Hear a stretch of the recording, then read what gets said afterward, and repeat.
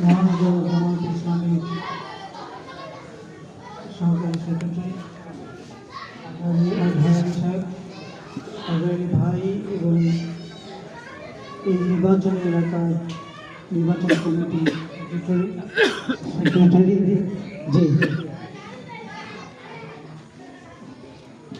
মঞ্চে উপবিষ্ট অন্যান্য নেতৃবৃন্দ, সাংবাদিকবৃন্দ এবং সামনে উপস্থিত আপনারা,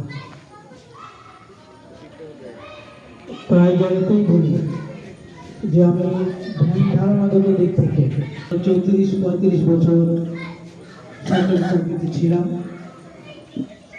নির্বাচনকে বিজয়ী করার এই সংগঠন জামাত ইসলামী সিদ্ধান্ত নিয়েছে, আমাকে মনোনয়ন দিয়েছে। আনন্দ ছিল বলে রাসূল করিম সাল্লাল্লাহু আলাইহি ওয়াসাল্লাম সফল হয়েছিল।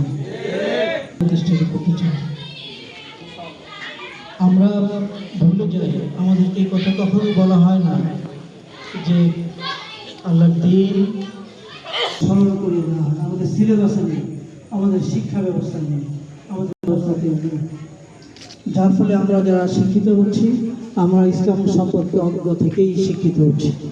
অনেক বছর 1947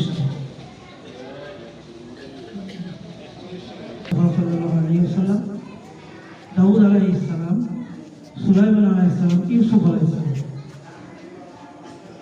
বহু আছেন, আর কেউ আছে কিনা আমার জানা নেই, কিন্তু অন্যান্য বিরোধী তো এগুলো অসফল নয়।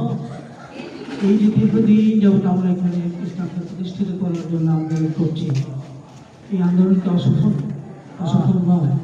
আল্লাহ চাইলে রাষ্ট্রীয় পর্যায়ে সফলতা আসবে। আমাদের আলেম ওলামারা জেলবন্দি ছিলেন, সেই কিন্তু আমরা এখনো পর্যন্ত সফল হইনি। আল্লাহ আমাদেরকে সেই সুযোগ করে দিয়েছেন যে কঠিন অবস্থায় আমরা ছিলাম, আমরা আমাদের ঘরে থাকতে পারি নাই, আমরা আমাদের ব্যবসা বাণিজ্য করতে পারি নাই, আমরা সর্বক্ষণ পালিয়ে বড় বড় কোনো অনুষ্ঠান করতে পারি না।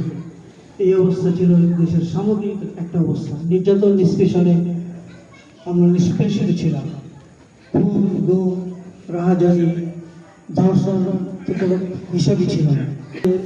আমাদের সামনে নির্বাচন আসছে, নির্বাচন ছাড়া যেহেতু আমাদের কোনো বিকল্প নেই, নির্বাচন ছাড়া ইসলামকে সমাজে রাষ্ট্রীয় জীবনে প্রতিষ্ঠিত করার জন্য সুযোগ সেই যাকাত একটা অর্থনৈতিক ব্যবস্থার মাধ্যমে সমাজের মধ্যে ছড়িয়ে ছিটিয়ে দিয়ে সমাজের ভাগ্যকে পরিবর্তন করা, এবং সেই অবস্থায় দীর্ঘদিন ব্যাপী ছিল। রাসূল করিম সাল্লাল্লাহু আলাইহি ওয়াসাল্লামের সময় থেকে শুরু করে সাহাবীরা এবং সাহাবীদের পরেও যে খিলাফত ব্যবস্থা ছিল, সেটা কিন্তু এই যাকাত ব্যবস্থা রাষ্ট্রীয়ভাবে আদায় হতো। আমরা কি সেটা রাষ্ট্রীয়ভাবে আদায় করতে পারছি? তাহলে আমরা ইসলামকে এখানে পালন করতে পারছি না।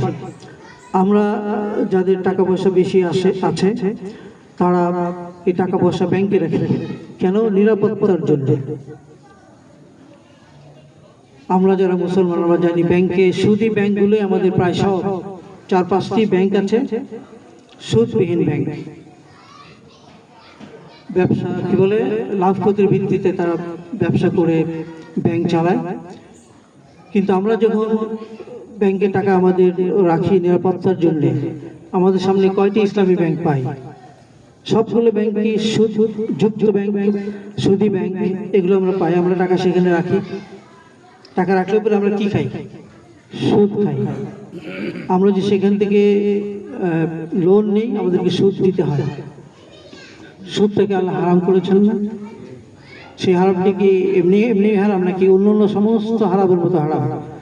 মদ, জুয়া, জিনা, এই সকল বড় বড় হারামের মতো একটা হারাম হচ্ছে সুদ।